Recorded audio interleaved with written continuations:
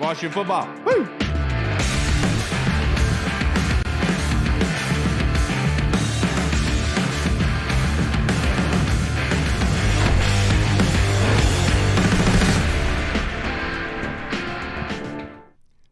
Hello, everybody, and welcome to the Burgundy Zone. I am your host, Kyle, and I'm joined by my two co-hosts, Michael Hall and Michael Reed. Tonight's episode is called Uh-Oh, It's Magic, and the Burgundy Zone is a part of the Frederick Podcast Network. You can find out more by going to www.listofrederick.com, and we are rejoined by draft expert from the Draft Network, Mr. Ryan Fowler, Commander fan, one of the most knowledgeable people you can ask at this time of year. How you doing, Ryan? I'm good, fellas. Appreciate you having me on. What a day. What a day. Absolutely amazing day. The news comes out that Adam Schefter, Ian Rappaport from Sporterack, I think it's Spoterack or something like that. Don't forget, John Kime said it too, so you know it's true. It's true. Now that Josh Harris, Mitchell Rales, and Magic Johnson have agreed in principle with Dan Snyder for a $6.05 billion bid to buy the Commanders. Do you think the future is brighter now knowing this news, Ryan? Yeah, guys, look, I'm 26 years old. I was born in 96. I was never around. I haven't been around to see the glory days of Washington, the 80s and early 90s. This is such a sports-driven city. You look at D.C., you can see all the history in the town, the museums, and all this other crap. But this is such a sports-driven city that deserves football back. Allow this organization to just focus on freaking football. Yeah. And that's the bottom line. And I just think this is, again, Wizards, Caps, Nats, right? We need something to kind of hang our hat on right now. And with Washington, whether the Commanders is the name moving forward, or there's something that may change, who knows? But the bottom line for me is this is such a city that deserves football to be better, allow the football people to do their football jobs. And it just starts at the top all the way down. Look, there's new people in the building. We're always all excited about Eric Bieniemy as well. But now the people at the top to get it right, this town deserves better. Hopefully Josh Harris and Magic Johnson, Mitchell Rales, all those guys can bring it in from the top down. But I'm excited for just this football team, this organization to start focusing on what matters most, and that's the product in the football field. Yeah, just hope that it follows through and that Harris and company just stay away from the football ops. Just please. That's all I ask. Not 100%. And jumping onto the football field, speaking of that, obviously the draft is coming up in about 2 weeks away. 2 weeks, yep. Yeah, exactly 2 weeks away. There's been a lot of talk throughout the fan base ever since Ron Rivera got here about the linebacker room and the depth in the linebacker room, even sometimes the talent in the linebacker room. A lot of fans want this team to spend some draft capital on a linebacker. Who are some day two or day three guys that kind of fit what the Commanders like to do on defense? Yeah, I think this linebacker class as a whole is a little bit underrated. I know the guys at the top, right? Trenton Simpson, your Jack Campbell from Iowa, Trenton's from Clemson, Deion Henley from Washington State. But a guy that I like a bunch and has been in Washington for a visit already is DeMarvion Overshown from Texas. Former safety, does a lot of different things at the second level and also has that throwback style of downhill, get after you and blow your chin strap off. And I love that about linebackers. And I think when you look across the NFL and all the best defenses in football, and initially I looked to San Francisco with Fred Warner and Dre Greenlaw, and I look at Kansas City with Willie Gay and Nick Bolton. It starts at the core. And Washington, You look in years past, LeVar Arrington, Michael Barrow, Marcus Washington, London Fletcher. Haven't had that in Washington for a while. And now Jamin Davis, crazy, already moving in to year 3, and their expectations there. But for me, DeMarvion Overshown from Texas, as you move in, and even Deion Henley as well from Washington State, but even some guys in day 3. Savassier Dennis from Pittsburgh is a guy like Cam Jones from Indiana. Michael Jones from Syracuse was a guy that I really liked during this process. Not the most smooth in coverage, but someone that can play hash to hash for you and also contribute on special teams. So those are just a few names. But if there's one guy also, guys, that I really like, I just don't think he fits the mold as a coverage guy, is Aubrey Miller Jr. from Jackson State. And watching him at the Senior Bowl, I hate to look at helmets and scout. I don't do that. I look at the player and what they can offer from a football player perspective. This is a guy at the second level. You want to play on early downs and ask to blow up running backs. I don't care if it's Derrick Henry or a guy built like J.D. McKissick. He's going to stick his face in the mud every single play for you, and is going to be a leader in the locker room and a player to rally around the football field. So those are just a few names at the second level that I think would be good fits in Washington. Yeah, completely agree. I like Aubrey Miller too. He's a very intriguing prospect on this, probably the third day of the draft or so. But looking at the secondary, I know corner is a very popular position for people to want to go in the first round or in the early rounds. But if you look at this team, so they have Kendall Fuller already and Benjamin St. Juste kind of on the outside. So they lost Bobby McCain, who was generally their nickel back. Are they going to be looking for kind of that safety hybrid or somebody who can come in right away and play in the slot at corner? And if so, who are some of those guys? Yeah, I'm looking forward to seeing what Percy Butler can do, guys. I know he played a lot of single high at Louisiana and showcased that range. But for me, if there's a guy in this class that can play nickel right away and dominate for you, it's Brian Branch out of Alabama. Look, he fits the modern mold as far as what you want to do. You want to play him at nickel and let him live there. He'd be a stud. I think he's one of my favorite players in the draft class as far as just versatility wise. I don't think he's a guy I want to slot on the outside and play right away over these 6'2 X's that we're going to see at the next level. Because I think I'd rather have a potentially Devin Witherspoon or Deontay Banks or Joey Porter in that aspect. But for a guy that can play the nickel, Brian Branch is fantastic. And even a name, guys, that's a sleeper, day 3, potential round 5, round 6, is Christian Izine from Rutgers. Someone that's a 3-time All Big Ten, rocked up frame, not the biggest guy in the world, about 5'10", 5'11" in heels, really. So not the biggest guy in the world. Does he wear heels? I hope not. I hope not. Just a flat out ball player, right? To flat out stud. And we know that Washington likes guys that are athletes. That's been a trend these last few years of grabbing those guys with those high RAS scores and be able to do a lot of different things for you. So Brian Branch is my main guy as far as a guy that can play the nickel and do a lot of different things for you. And then a name to watch is Christian Izine from Rutgers. Absolutely love it. Now, Ryan, we're 2 weeks away from the draft. Hall talked about it. There's been a lot of shuffling going on. You know, when we first started this process right after the Senior Bowl, you gave me a name of Darnell Wright. I went and watched him. And, Ryan, I know you probably do not agree, but I think Darnell Wright is the best tackle in this draft. So my question to you, what's your favorite pick for at 16? Wow. First off, I love the Darnell Wright love. Everything I told you guys, it starts with footwork for me, and Darnell plays like he's 140 pounds. He moves outstandingly. I think it starts with pass pro as well. I can work with a guy in the run, but pass pro, right? You got to be able to pass protect. But at 16 right now, guys, it's Eric Bieniemy has thrown such a wrench in the process in my mind as well, and trying to figure out where they're going to go in the first round. Because if they take a Dalton Kincaid out of Utah at 16, am I going to be surprised? Probably not, guys. He hasn't drafted any of the guys that they have on offense except for free agency. So he may not want the Cole Turner, Logan Thomas, John Bates. Does that fit his mold? Now, he loves to use tight ends, right? We know that. But at 16, for me, it's corner. You got to get a CB1. Guys want to sling around the field 35, 40 times a game. And at 16, my focus is on Deontay Banks from Maryland, and it is on Joey Porter Jr. And I know you can talk to whoever you want to talk to as far as concerns with Joey's energy, his laziness, some things like that are floating around the league. Look, it was too easy for him at times in State College, and I think that it's going to bring the best out of him in such a young, a really loaded, youth-infused defense that Washington has, and with ball players at the third level. So Joey Porter Jr. at 16, Deontay Banks at 16. I'd sprint to the podium if those guys are there. I expect them both to be there, but at 16, my focus is on corner. Yeah, it's crazy. Just knowing who Joey Porter Jr.'s dad is and the kind of player he was. Yeah, right. For the lazy rumors to be out there, it's kind of like, well, I don't think so. I don't think his dad would let him be that lazy. But either way, jumping back in, sticking with the draft, the fan base on Twitter, I don't know outside of Twitter. This is real life. In real life, this is not happening. But on Twitter, the fan base. Not real life. I know, surprisingly. And then the fan base has been clamoring for Bijan Robinson at 16. If they took Bijan Robinson at 16, what would be your reaction?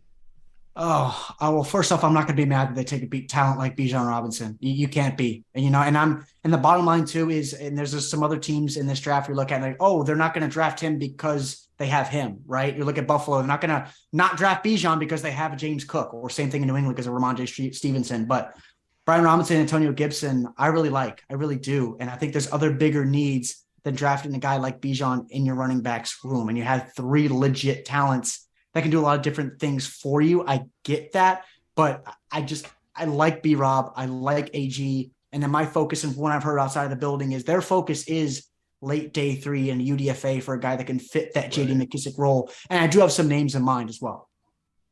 Yeah, definitely. And to kind of piggyback off that, I've been a big Antonio Gibson guy since the day that we drafted him. I thought that he'd be a kind of change life in the running back room and for this offense. Yeah. He hasn't really reached that potential everyone thought he would. What do you think that he can do this year with a guy like Eric Bieniemy calling plays? I'm pumped, guys. I'm pumped. He's going to well, the biggest thing with Eric Bieniemy is modifying your game and your architecture of your offense to the skill sets that you have in place, not force feeding and pigeonholing guys into things that they don't do well.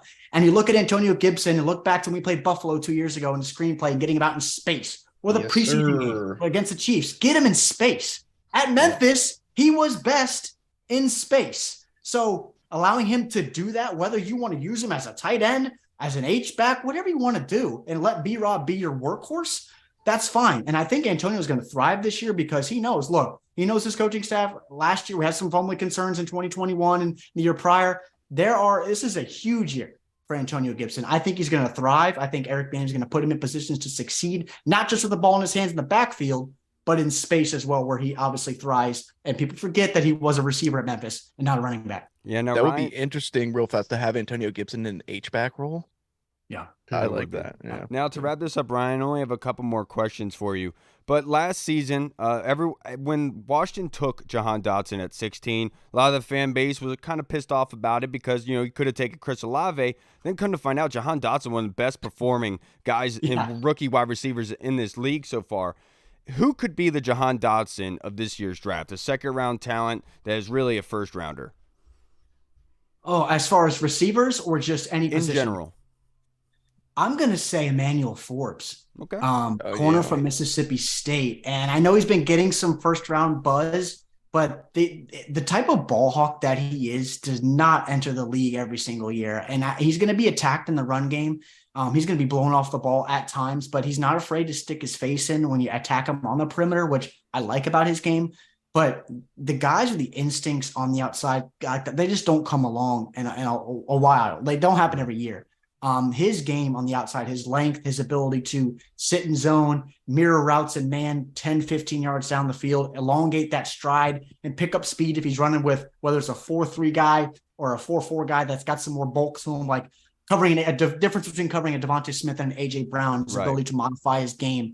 But the instincts and him as a ball hawk, there's nobody even in the same stratosphere as him as just being a ball hawk. And guys, most points wins, turnover margin, getting the ball back to your offense. Yeah. A lot of teams like Emmanuel Forbes, I know specifically Carolina, he's CB2 on Carolina's board. So that says anything.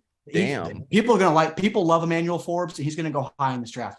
I'm glad to hear that. Now, my next question for you, edge rushers in this draft, Washington could target, maybe not to start right away, but maybe some mid to late round edge rushers that could come in and be productive in a rotation setting. Yeah, give me Yaya Diaby is my. I was just about to say Yaya. Yes. Yeah, from Louisville. Yaya. Really good kid too. Athletic as hell. Yep. Yeah, he's good at the Senior Bowl. Really good kid. I think he's untapped. And biggest thing is you got to get some more guys in the building that are going to push Montez and Chase, because I need those guys to show up again in 2023, because both of them together have not reached that potential that we wanted to see. Montez was fantastic in 2022. I think we can all agree that, but taking him 4 years to do so. We need more. So get guys to push him in the building. I don't know if they're getting that from Casey Toohill, Shaka Toney, William Bradley King. Yaya Diaby has great lower half, explosive, powerful hands, and then the ability to counter guys on the outside. I really like his game. And then again, at the Senior Bowl in a neutral environment against a high-level competition, I really like Yaya Diaby's game. Absolutely love it, because that's what I had in mind. Now, last question I have for you. Let's just say I'm putting you in a corner, Ryan. It's draft day. Ron Rivera comes over and says, all right, Mr. Fowler, it's your decision at pick 16. You only have 3 options: Darnell Wright, DeJuan Jones, or Anton Harrison. Who are you picking and why? Yeah, I'm going Darnell Wright. First things first with DeJuan as well. He did have a top 30 scheduled with Washington. Didn't visit Washington, so that visit was actually canceled. So I'm not sure if that interest kind of fluctuated there or what happened there, but that's what I was told from DeJuan. But I'll go Darnell Wright. I've loved Darnell for a long time. I know everybody turns the Alabama tape against Will Anderson and how good he was in that game, but I think you project him to this offense, whether he can play the left tackle for you or just live at right tackle. If you want to ask him to compete with Andrew Riley right away, I don't see them doing that right now. I don't know where to go with Washington from the tackle room's perspective, because Charles Leno at times average, but then he looks completely unplayable. Turn on that second Giants game against Kayvon Thibodeau was completely ridiculously bad, right? I'll take Darnell Wright. He's a ballerina, especially in the lower half. Also has that nastiness to him to just stick your face in the dirt in the run game. We know Ron likes those type of guys, so I'll go Darnell Wright if I have those three in front of me. Right. Do you Real think fast, if Darnell Wright's only problem is motivation, I'll take him all day. That dude is so Absolutely. goddamn talented. Absolutely. Right. With Absolutely. DeJuan Jones, do you think that more has to do with him probably feeling that he's not going to be there? Correct. That, and he mentioned that with Andrew Wiley obviously signing in free agency, that the fit may not be there. Yeah. Okay. But you didn't say anything about Anton Harrison. What do you think of him? Oh, so yeah, Oklahoma tackles, right? Every single year, there's one that comes out every year. No, he's not going to be big 71 that we drafted years ago. But there, from him as a pass pro perspective, I think he's extremely nuanced in the lower half of his feet, and he's got really good hands, especially his outside hand to counter these guys that try to win on the outside every single time, because that's what you see from a lot of these younger rushers that try to come in the league and just consistently win to the outside. That's what we saw a lot from Chase Young the first few years, and something we want to see more of, developing that pass rush repertoire. But Anton, for me, I think he's going to be a stud moving to the next 3-4 years of his career. It's just ability to, I don't want to, some teams may pigeonhole him to be that guy in a linear plane as well in the run game. I want to see him in an offense like Washington, to where you're going to play some power and gap, can do some zone, pull him in space. He's going to do a lot of those things for you, but I don't think he's a Trent Williams or Orlando Brown. But he's somebody that's going to go on day 2. He's going to go high on day 2, and has those athletic intangibles that you like, especially in pass pro. I really do appreciate your time, as always, in that tidbit about DeJuan Jones and the Commanders. I had not seen that yet, and I really do appreciate you being open about that with us, Ryan. Can't thank you enough, man. I know this is your bread and butter this time of the year, 2 weeks until the draft, until you start getting ready for next year. I hope you enjoy these next 2 weeks, and I want to get you back on after the draft to kind of recap if you're down. Absolutely. You guys are the best. Appreciate you as always. Appreciate it, brother. Thank you. Have a Appreciate good it, one, buddy. Ryan. All right, guys. We just spoke with the man, Mr. Ryan Fowler of the Draft Network.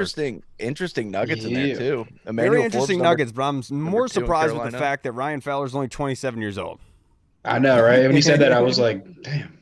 Yeah, I was like, I'm a loser. That's what I thought, dude. 27, man. My I goodness. suck. God damn it. It always makes me so depressed. Hey, and obviously, guys, want to let you know it's Thursday, so we have our new mock draft 2.0, chimed up, ready for you guys. We're going to be starting that here in a few minutes, about 10 to 15 minutes. But before we are due, we are rejoined by guest Jarrett Bailey, who covers the NFL for USA Today and SB Nation. How are you doing, brother? How you doing, Jarrett? Hey, you there? Oh, is this thing frozen? It looks like it, Yeah. unless he's very good at staying still. Dude, we have. That's who you want on your side if a T-Rex is coming, right? What was that challenge back in the day? Like the where everyone like froze and like they The did the mannequin video? challenge. The mannequin challenge. yeah, We did that. We Dude, did that at my I house. You remember hated- doing that, Hall? When Yeah, that, I remember when that. that yeah. song came out. We did it like a couple times. I don't Dude, remember. I fucking hated that. I had to play that everywhere, and everybody would be like, "Hold on, let me get a good video. Let me get a good video," and I would be like, "Jesus Christ!" It wasn't as bad as planking, dude. Oh, it was yeah, I worse. remember It was that, worse. yeah. Planking was worse. horrible, man. Yeah, planking's sick though. I I'm thinking remember about bringing it back. we went swimming up north, and I remember we did a planking thing during that, and it was just a debacle the whole time. But just want to check again, Jarrett, are you there, brother? Nope, not yet. All right, but let's before we are joined by Jarrett, I do want to ask you guys our fan questions that we did have some submitted by Tim Towner. Question for the pod by Andy Lockhart in the Discord. Oi, how is Reed only 33? He looks 43. That's what I ask myself all the time, dude. That's a good bit. Aged terribly. What's up, Jared? Are you there, brother? Yeah, I got you. My bad. No, you're good, There we dude. go. It happens. Dang technology, man. But I really do Yeah. appreciate you for I joining think us. it's Elon Musk's fault, to be honest. Yeah. And Jared, obviously covering the NFL for USA Today, you know a lot about the NFL altogether. Won't go too much into the Commanders, but I do want to get your opinion because obviously the news came out today of Harris and company purchasing in agreement with Snyder for $6.05 billion to purchase the Commanders. Do you think that there is a possibility that the Harris Company and Group would want to make a big splash after this purchase and go after a quarterback? I mean, I'd hope so. And no disrespect to Jacoby Brissett or Sam Howell, but when you hire somebody like Eric Bieniemy at offensive coordinator, you got Terry McLaurin, got Brian Robinson, you got Jahan Dotson. Solid defense, is only a couple pieces away from being one of the best in the league. I don't see why you publicly come out and say, yeah, we're not interested in Lamar Jackson. We're not going to chase that. We're comfortable with what we've got.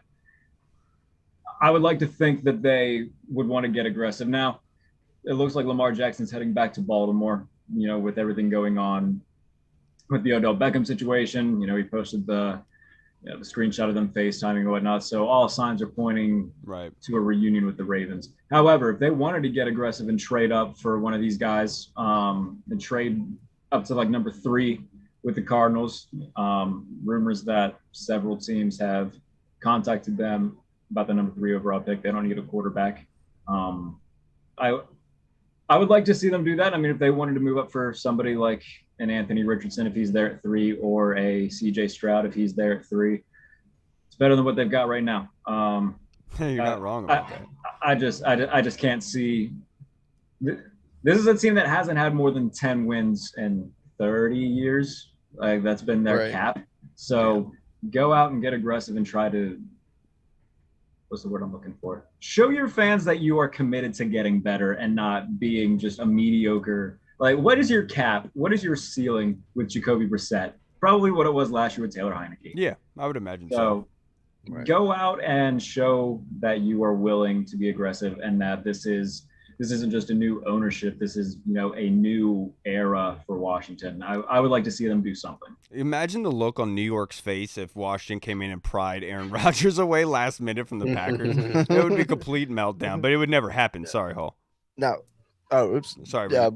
Yeah, all good. So with the news being that Josh Harris is about to buy the team, does this make Washington a more intriguing place for players, coaches, GMs to possibly sign with now that human burden Dan Snyder's gone?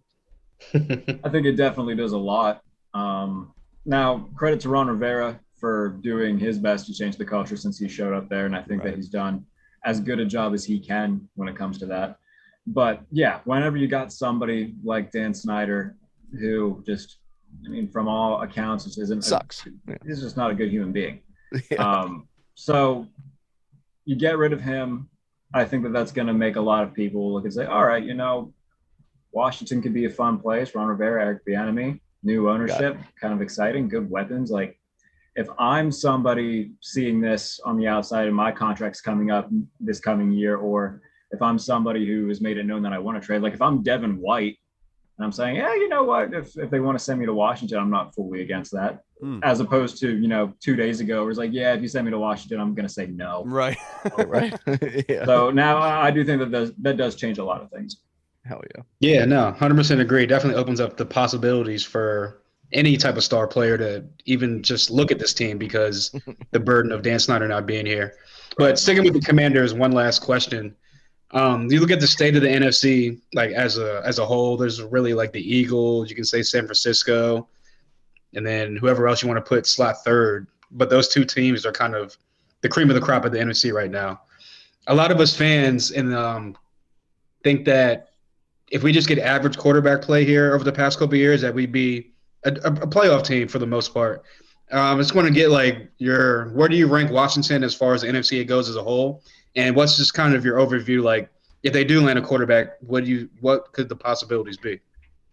I was high on them last year. I was the last person on the Carson Wentz bandwagon, and that went to hell. The NFC is weird, man. Like, if they were an AFC team right now, I would have very little faith in them because of you look at all the firepower. You look at the NFC though, like let's just talk quarterbacks for a minute. In the NFC, it's Jalen Hurts, and then this next tier of like Dak, Kirk Cousins, Derek Carr now. And then after that, it's like the 49ers got there with Brock Purdy and whomever, like Christian McCaffrey lined up under center for them because they kept going through quarterbacks. Right. Geno Smith as well. Yeah, I mean, Geno had a nice year, but how long is that going to last? Like, I've nothing against Geno Smith, but do I think he's going to keep doing that? No. Like, Nick Foles had a really cool year too in like 2012 when he went 27 touchdowns, 2 picks, and then that was the absolute cap. And then what? So I don't know. I don't think that that's sustainable long term. And again, no disrespect to Geno. I wouldn't be surprised if one of these guys is available when they pick at 5 if they take one. I got you. Now to wrap this up, brother. Caleb Williams. Let's go Caleb Williams next year. Now, to wrap this up, I only have a couple more questions for you, Jarrett. But a lot has been said about the first overall pick. The Carolina Panthers traded up for I forget who they traded with, the Bears, obviously, for the first overall pick. Yeah. A lot has been said about who they could take there. So what's your prediction for who's being taken first overall? If it was me, the pick would be Anthony Richardson. There's just too much. There's just too much upside there. And he's a physical freak, man. He's 6'4", he's 230. He's got a 4.34 speed. He's got a rocket of an arm. He's got the strongest arm in this class. Everybody talks about Will Levis's arm. I would say Anthony Richardson's arm is stronger. Yeah, definitely. And like, if you can just hone in some of that, which Frank Reich's a good coach. It was dealt a bad hand in Indianapolis year after year. And they have a really good placeholder in Andy Dalton. He doesn't need to play right away. And there's a clear vision with what the Panthers are doing right now. And it's building for the future, getting established veteran leadership, but also a ton of young, really good players. So you bring in guys like Adam Thielen and Andy Dalton to kind of help build a culture. But you also have really good talent there right now. But, underrated guys like Laviska Shenault. There's a ton of talents and defenders that they have. J.C. Horn, they have C.J. Henderson, Jeremy Chin. Like, there is a ton of young talent on this team. And they'll add more guys on offense throughout the draft. I would assume at least one more receiver, just because they still don't have the strongest receiving core. But yeah, like, when it comes to Richardson, yes, he's raw, but we've seen guys come in that are raw and elevate. And I'm not saying that he's going to be Josh Allen. I'm not saying he's going to, start off a little bit slow and take a big leap like Jalen Hurts. But we're seeing it now as well with Justin Fields, a guy who's just uber athletic, and the potential is there, and we're seeing it. And now this year is going to be a big telltale for him. Like, okay, can he take a leap forward? And if he does, and we see something similar like that with Anthony Richardson down the line, I think this whole worry of raw guys coming out of the draft, it's going to go away, because we've seen too many examples. Like, as long as you put them in a good situation where they can take care of those mechanics, they'll be fine. And, their overarching, athleticism and traits will just take over and help them get better. So if I had the choice and I was making the pick, it would be Anthony Richardson. I know that, most people like Bryce Young. The size is a thing for me. Like, can he be really good? Sure. And is this a league in today's game where it's as good a time to be a small quarterback as it ever is, just because the quarterbacks are so protected? But even then, man, like Kyler's a smaller guy. He's fine, but we haven't seen him stay healthy long-term. Right. And, I do think that there's something there. CJ Stroud's got great mechanics. I wouldn't hate the pick that was CJ Stroud either. But if I had the pick, I think Richardson's probably the guy I would take. Yeah, size matters. We've heard that so many times. Yeah, I love Bryce Young as a prospect. I think he's probably the best quarterback in this draft. But measuring in the same size but lighter as Kyler Murray, what does that tell? That's terrifying. Yeah, he's wearing those pumps at his press conference, right? But in my first glance at it, Jarrett, when I first heard the news they traded up, my first thought was Anthony Richardson, just because the body type fits, what Reich has had with Carson Wentz and others, and maybe you can replicate that. So I understand what you mean by that. But my last question for you, Hendon Hooker is somebody that recently has met with Washington, and there's been reports that Washington is heavily invested in Hendon Hooker, who just tore his ACL this year, but has two good back-to-back years. Where do you think Hendon Hooker falls? He had a solid year and was getting a ton of Heisman hype and whatnot. For him, I think a team like Detroit makes a ton of sense, where they have so much draft capital. And if they wanted to take him at 48 in the second round, if he's there, they could. Because Jared Goff, similar to Geno Smith, like, I like Jared Goff a lot. You have to have everything absolutely perfect for Jared Goff to have the year that he did. And he had a good year, but that's behind the best offensive line in football, with Amon-Ra St. Brown, like, with Jamal Williams, DeAndre Swift. Like, he had a ton of help in doing what he did.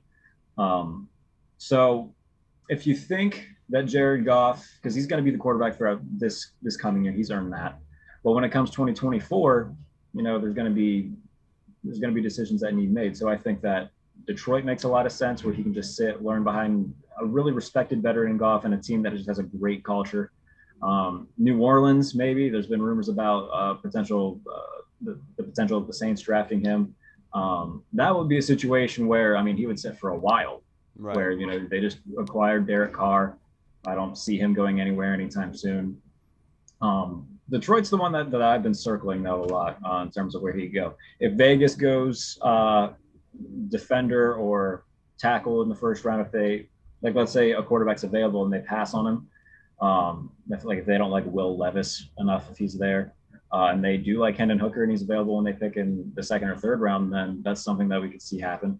So the most sense for Hendon Hooker would be behind a veteran quarterback who's kind of like one of those middle of the pack guys where they're fine, but they're clearly not the answer long-term for a franchise. So someone like that, that's why I think Detroit makes the most sense. Now Washington could, because I think they're kind of in that similar boat with Brissett. Right. We'll see what happens with this whole battle that they've got going on with him and Sam Howell. But I wouldn't rule them out.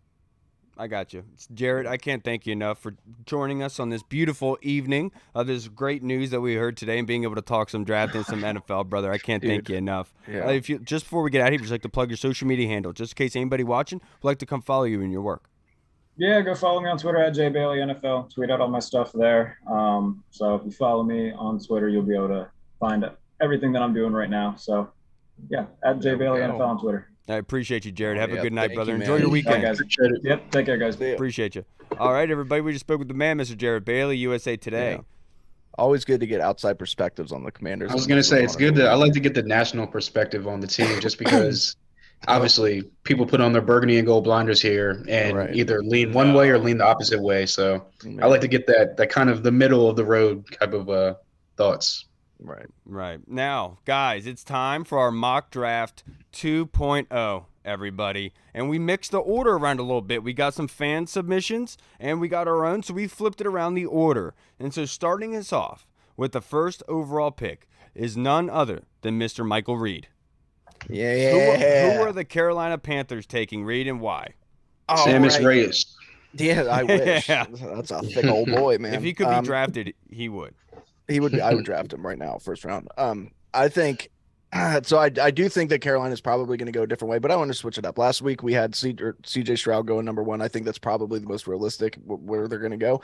But hey, I'm going to go with Carolina taking the best quarterback in this draft, and that's Bryce Young. Despite the size, I just think he offers it all. You're restarting. You get the guy with the highest potential, who also I think probably from a sure quarterback, as long as he doesn't get injured, he has the highest floor as well.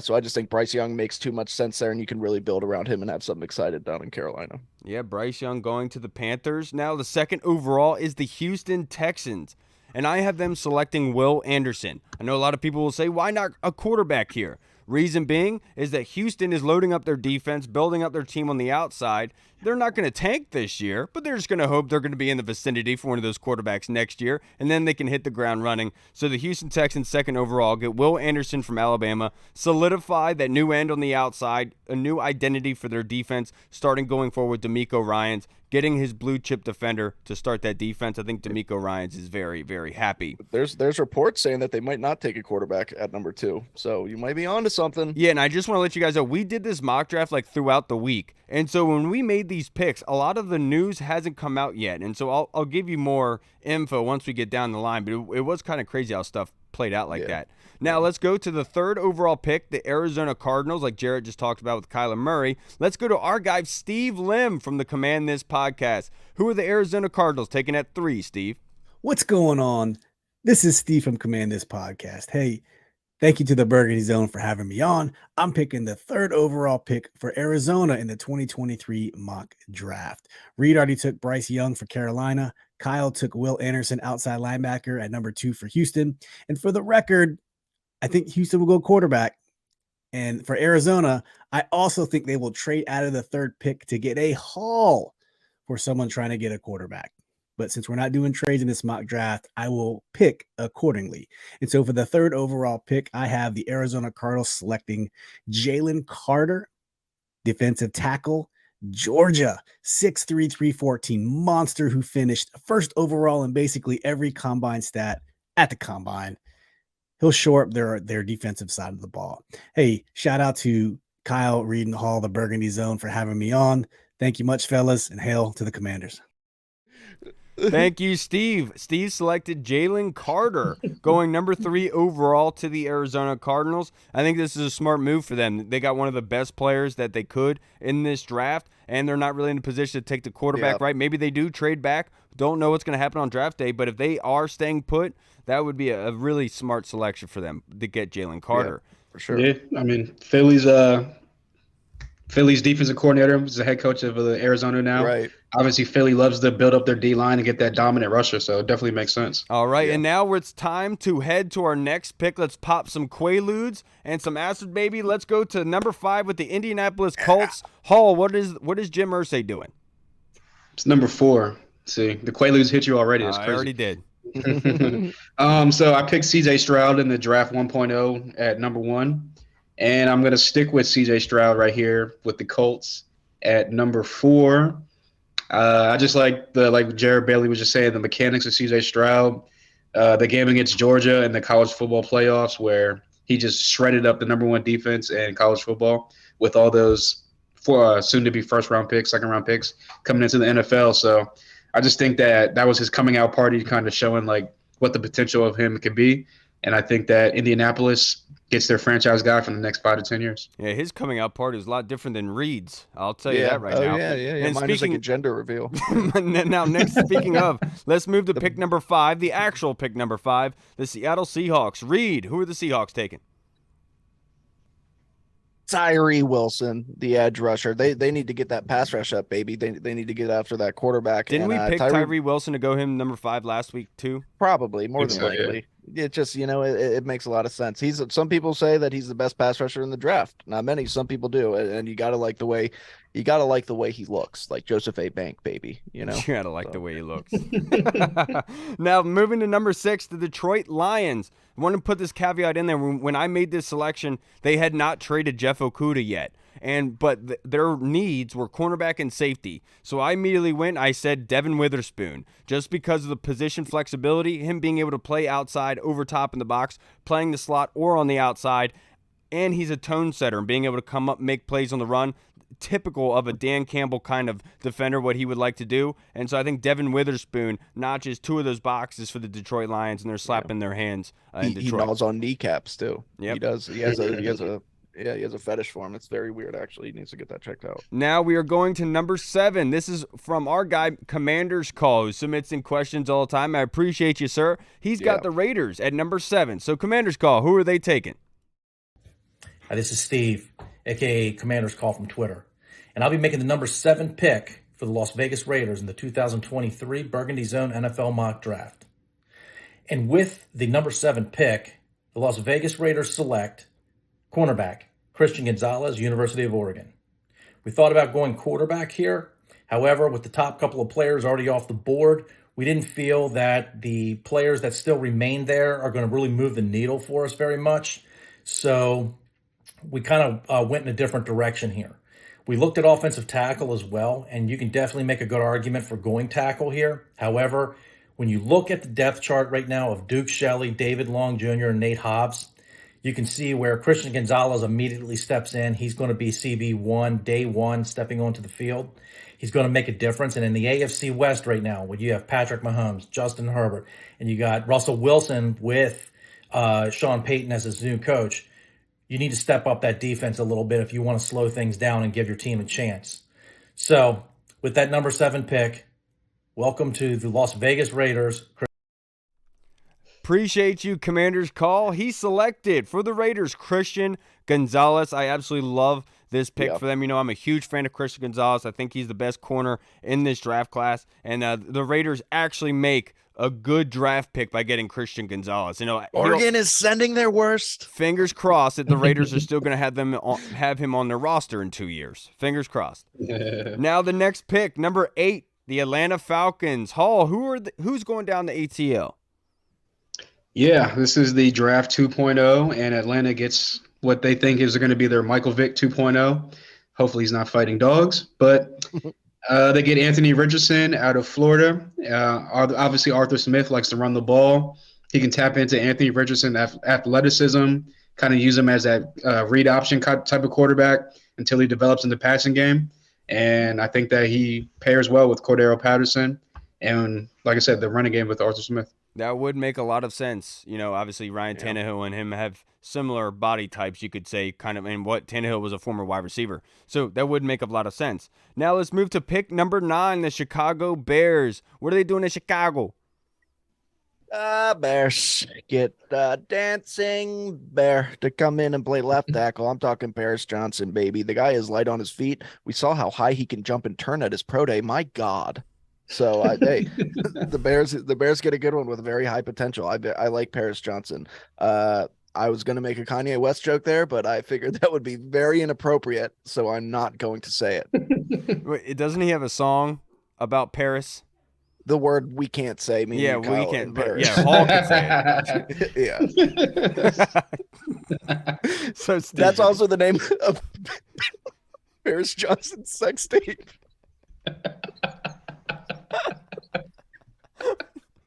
What's wrong with you?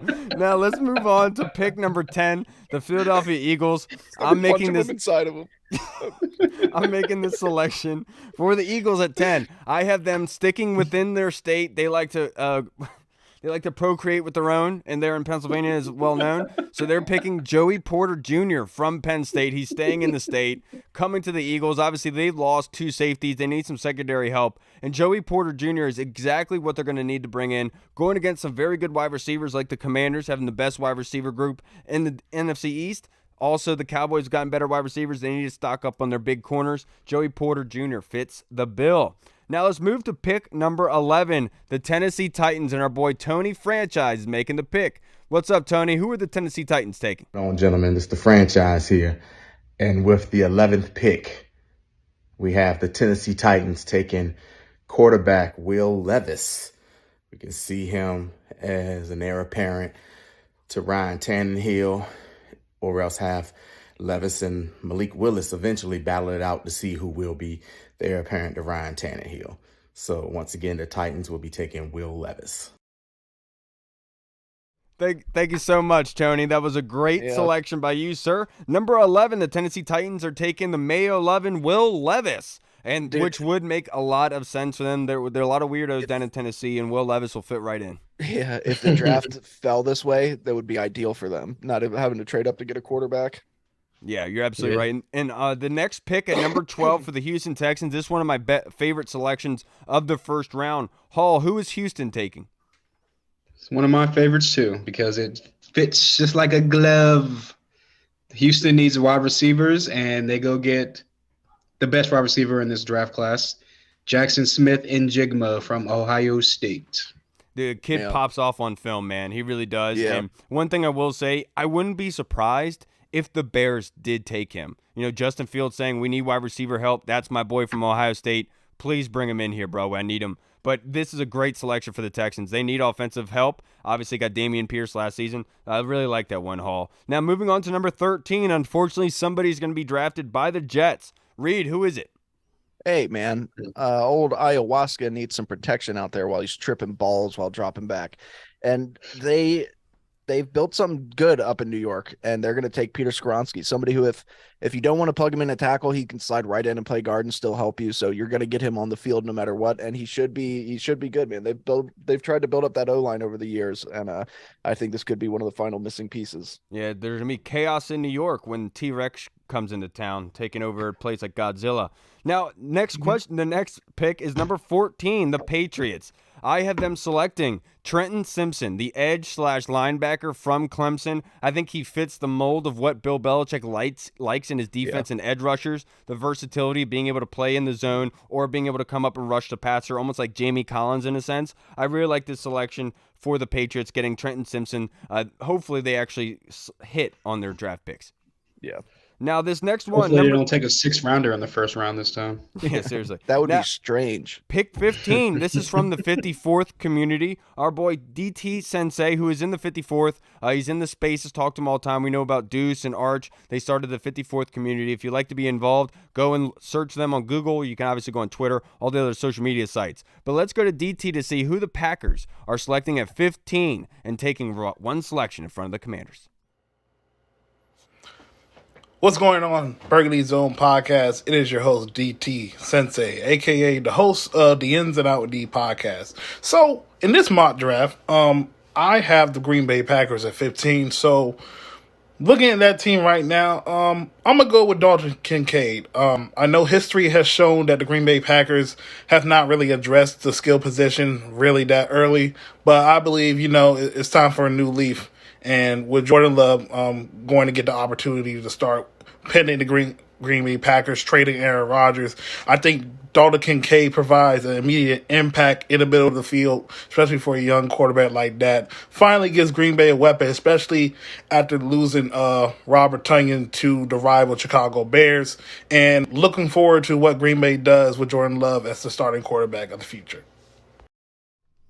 Thank you, DT. He has the Packers selecting Dalton Kincaid, the tight end. I absolutely love this selection for the Packers. I know Aaron Rodgers is pissed because they're finally drafting some talent on the offensive side of the football for him to throw to, but great selection by DT. Thank you, brother. Now here it is, the one pick that we've all been waiting for, and we have Michael Hall making the selection for us this week. So, Mr. Hall, if you'd please grace us with this pick, who are the Commanders, Ron Rivera and company, taking at 16 overall? A lot of the fan base is going to be happy with this pick. They are getting some offensive help for Sam Howell at pick 16, but it's not Bijan Robinson like you guys thought. It's going to be the guy that we just talked about earlier on the pod with Ryan Fowler and other guys that have been on the pod, Darnell Wright. Yeah, Absolutely. Paul Sutter's with his Tennessee roots. Yep.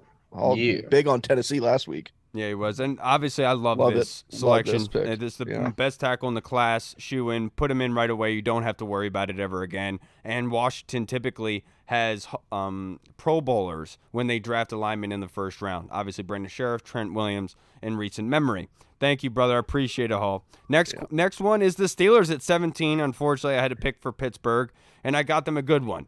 The Pittsburgh Steelers are selecting. I picked for Pittsburgh. Oh, my goodness, my bad. Yeah, that's you. My bad. I picked him a good one, Kyle. My Thanks phone's for that. cracked. That's why. My bad, dude. I'm gonna go Deonte Banks, the cornerback out of Maryland. They wanted Joey Porter Jr. They wanted to keep those roots alive. Instead, they get a pretty good replacement. Somebody who is a freak of nature, the first or second most athletic cornerback according to RAScore to come out since 1987. Don't remember which one it is, but either way, it's pretty damn good. Okay, Deonte Banks could be a stud in the right system, but he's still very raw. Yeah, he's a terp, but not as slow as a turtle.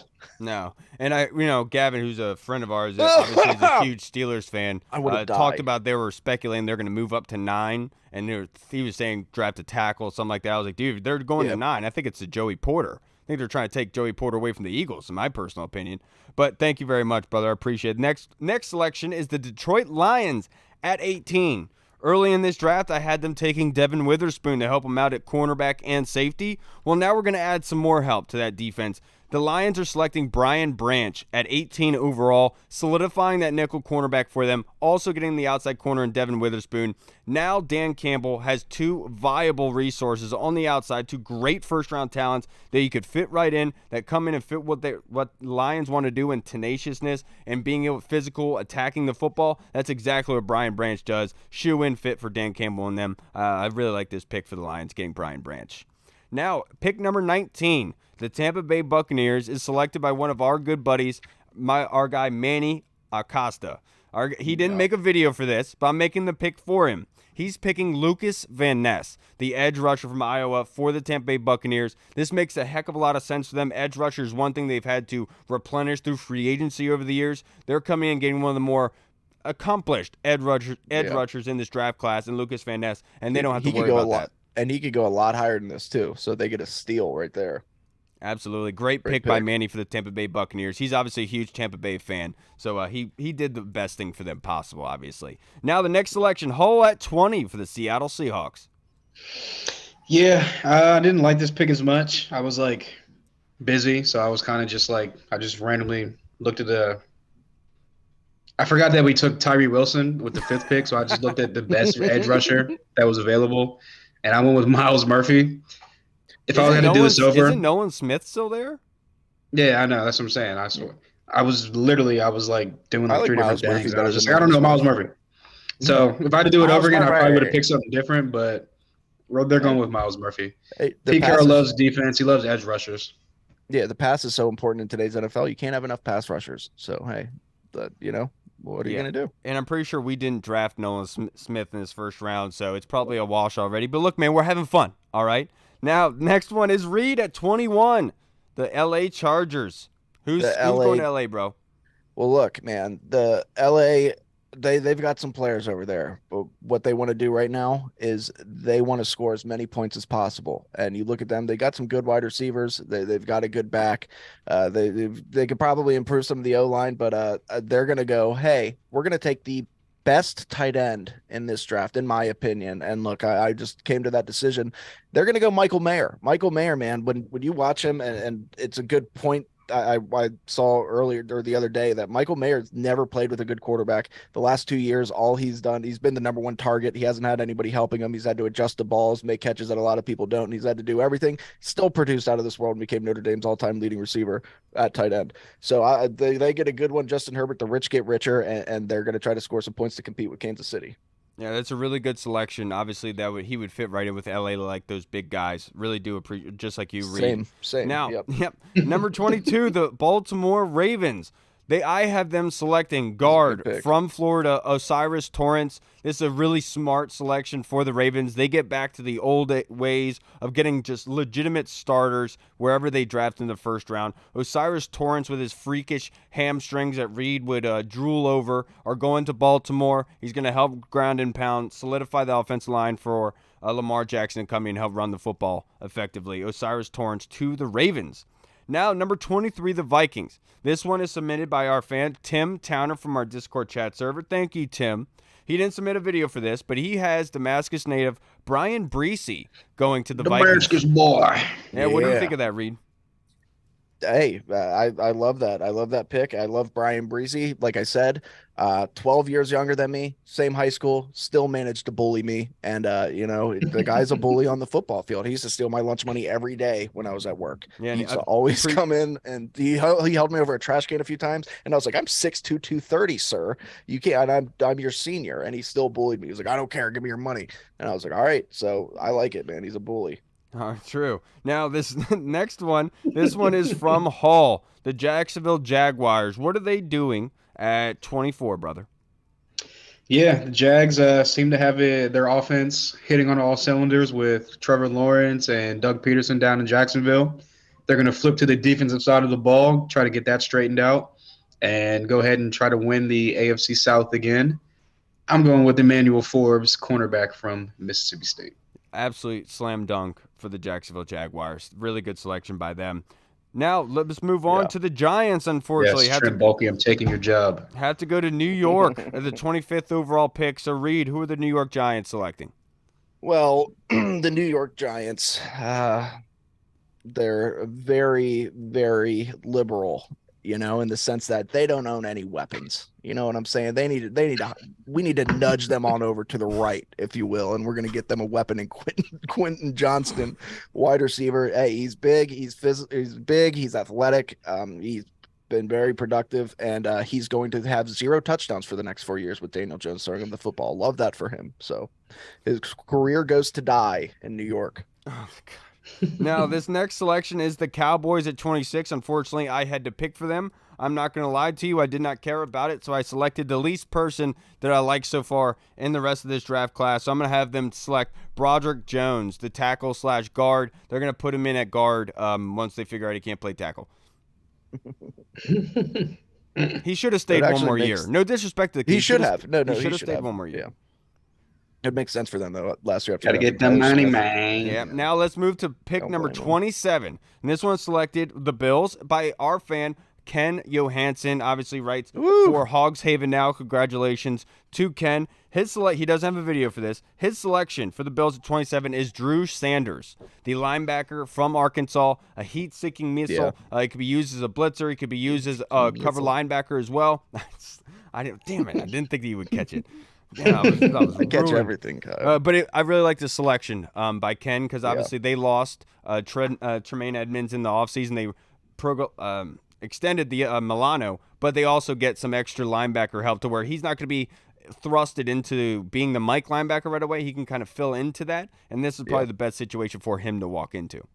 Who's better at drafting than Ken?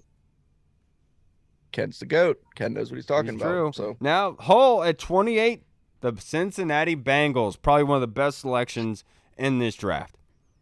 Yes, sir. Now, this wouldn't happen in real life because if he was there on the board, the Cowboys would 1,000% take him.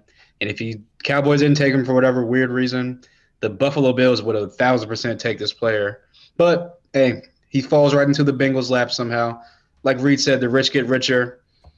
They kick Joe Mixon to the curb. They give him a big old boot, and they bring in Bijan Robinson.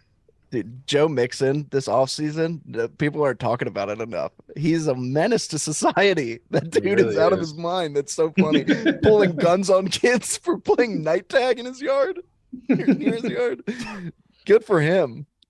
Get off my lawn, brother. That's what he said. Reed, New Orleans at 29. What are the Saints doing? The Saints, man. Oh, man, the Saints, dude. What did I do? Oh, yeah. The Saints, they drafted wide receiver last year. They traded up for Chris Olave. A lot of Washington fans were upset about that at the time because we didn't know Jahan Dotson would be who he is. But they're going to go with another wide receiver, man. They need more help outside of Olave with Michael Thomas really just not being anything for the last few years due to injury and what have you. But even if he does play, still get a fantastic wide receiver in Zay Flowers and the rich get richer Derek Carr at that wide receiver position. He can spread the ball around now, and it's not going to matter, though, because New Orleans is going to win 7 games. Now, this next selection, number 30, I have the Eagles, unfortunately, and obviously early on I had them selecting Joey Porter Jr., the corner out of Penn State. Here at 30, the Eagles are going to select Antonio Johnson, the safety from Texas A&M. Am I right? Am I wrong? Yeah. From Texas A&M, one of the best safety prospects in this draft. They obviously lost Chauncey Gardner-Johnson in the offseason. They now replenished that with Antonio Johnson at 30, which is obviously a steal for them. Yeah. I didn't want to make this draft a sham by selecting Broderick Jones and somebody completely random, so I at least want to put some stock in it, but I feel bad about making that selection. I like this. A lot of teams with 2 first-round picks doubling up in secondary and edge rusher and stuff like that, and it makes sense, man. Today's NFL, you need weapons, you need players, and especially them. That would suck for us if they did this. That's why you don't get a call, Reed. You ain't a player. Yeah. Now let's move to pick number 31. This is from our guy, Ian Cummings, and this is one of my favorites, obviously, in this draft. I think it's well known and others around there. So let's go to Ian and see who the Chiefs are taking at 31. This is a tough one, man. I thought about Jordan Addison. I thought about Adetomiwa Adebawore, Northwestern defensive lineman, but instead for the Chiefs at 31st overall in the 2023 NFL Draft, I'm taking Oklahoma offensive tackle Anton Harrison. He's a top 20 prospect on my board at a big position of need, athletic enough to get in space as a run blocker, but also a high-level pass protector. I want to protect Patrick Mahomes, and I want to go for another Super Bowl. Back to you guys over at the Burgundy Zone booth.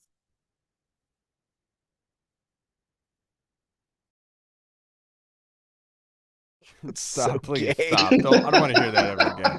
Now, thank you so much, Ian, for wrapping up our mock draft 2.0 with taking Anton Harrison from Oklahoma, going to the Chiefs. That is obviously a slam dunk move for them. They lost Orlando Brown. I asked Ian after he made the selection, I said, did you take Anton? After he sent me the video, because that's what I picked last week. He said, yeah, of course. But he said he did think about other ones, though. Yeah, and the Chiefs, they can go a lot of ways there, but I think O-line makes most sense with losing Orlando Brown, losing Andrew Wiley, who started a lot of games for them at right tackle for them last year. It just makes sense. If they were smart, they would think about drafting a quarterback this year in the first round. Yeah, like the Bills last time, right, Kyle? What? You said the Bills should draft Anthony Richardson. Yeah, I still feel that way. Now, let's wrap up this episode with one last fan question from Tim Towner in the Discord chat server. Thank you, Tim. Let's speculate you are a DB and you get selected at 16 by Washington. And as the number 1 pick, you have the first choice of the number you get to wear. The rules around this are defensive backs may wear numbers 1 to 49, where they used to be allowed to wear to 20 to 49. Tell us who you are, what number you will choose, and why. I got it. I'm going first. And it's the new rule, baby. Christian Gonzalez wearing number 0, right? Swag. Do people still say that? That's cool, no, right? Nobody says no, that. Okay, yeah, no, I thought so. It's super cool though of him because like it's sick. He'd be the first person, and he wore that number in college. Come on, man, come on. Yeah, for me, I'll say Emmanuel Forbes. That's who I am, and I'm gonna pick number 27 just because it's my favorite number. I feel like it looks really clean and good on the uniform. Obviously, Fred Smoot. No disrespect to the brother, but gotta rep the 27, dude. I feel like that's just a great number for a DB. Hey, isn't Fred Smoot from Mississippi State as well? Yep. Yeah. Yeah, Makes sense. Yeah. Bulldogs. I'm gonna say probably wear number 3 because that's just what I wore like Sick. the last couple of years of Seneca Sports and like all through high school. I wore number 3, and I guess I'd be Joey Porter Jr. just because I got ridiculously long arms in proportion to my body, so it's just like he does. Wazowski. I will say this new number thing, I hated it at first because I'm such an old man. I'm like Joe Mixon. I'm just like, stop changing stuff. I like it when they wear 20s through whatever, and I hate when wide receivers wear single digits. This isn't college. This is the NFL. Be professional. I'm coming around on it, though. There's nothing tighter than Jahan Dotson wearing number 1. Right. It just looks sick. It is a fresh-ass jersey. That's going to wrap us up for this episode. Thank you so much for making it this far. If you have, you are a champion. I hope you enjoyed the mock draft. Let us know what you think of our selections and what makes sense, what doesn't. It helps us for our next week or next week's mock draft that we're going to do on Thursday. So if you'd like to be involved, if you'd like to make one of the selections in our mock draft, just reach out to us on DM, either on any social media site, Facebook, Twitter, Instagram. Just search for the Burgundy Zone. You'll find us. Just shoot us a DM and let us know, and we'll get that coordinated with you for next week's show. All right, everybody. I'm Kyle. I'm Hall. Not quite sure who I am. Still finding myself at the tender age of 33. It's magic. All right, everybody. We'll see you on Monday. Have a great, safe weekend. Washington football. Woo! Hey, what's up, everybody? It's Kyle. I just wanted to say thank you so much for watching. And if you liked what you saw, make sure you hit the subscribe button and the notification bell. That way you get notified when anything new is uploaded to the channel. Also, we just launched theburgundyzone.com. You can go there and find all of our latest news, articles, and the latest episodes that are uploaded. Again, we also have the Discord chat server, where all of our VIP folks are in, like Andy Burrows, Scott Hartley, Sergio Martin is in there as well. Don't miss out on the Discord chat server. Go and check that out. Until next time, everybody, Washington football. Woo!